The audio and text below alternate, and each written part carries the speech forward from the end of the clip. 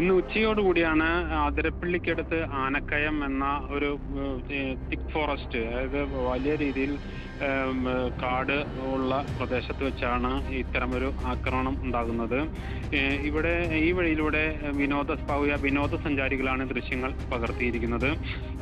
വഴി ഒരു വളവിന് അരികത്ത് വെച്ചാണ് ഈ കാർ കടന്നു വരികയും ഈ രണ്ട് ആനകൾക്ക് മുന്നിൽ ഈ കാർ പെടുകയായിരുന്നു. ഈ കാറിൽ യാത്രക്കാരുണ്ടായിരുന്നു, 2-3 യാത്രക്കാരുണ്ടായിരുന്നു. കാട്ടാന വാഹനത്തെ ചെറിയ രീതിയിൽ ആക്രമിച്ച് കടന്നു പോവുകയായിരുന്നു. 10 മിനിറ്റോളം ഈ ആന ഈ സമീപ പ്രദേശങ്ങളിലും ഈ കാറിന്റെ പരിസരത്തെല്ലാം തുടർന്നതിന് ശേഷമാണ് പിന്നീട് കാട് കയറിയത്.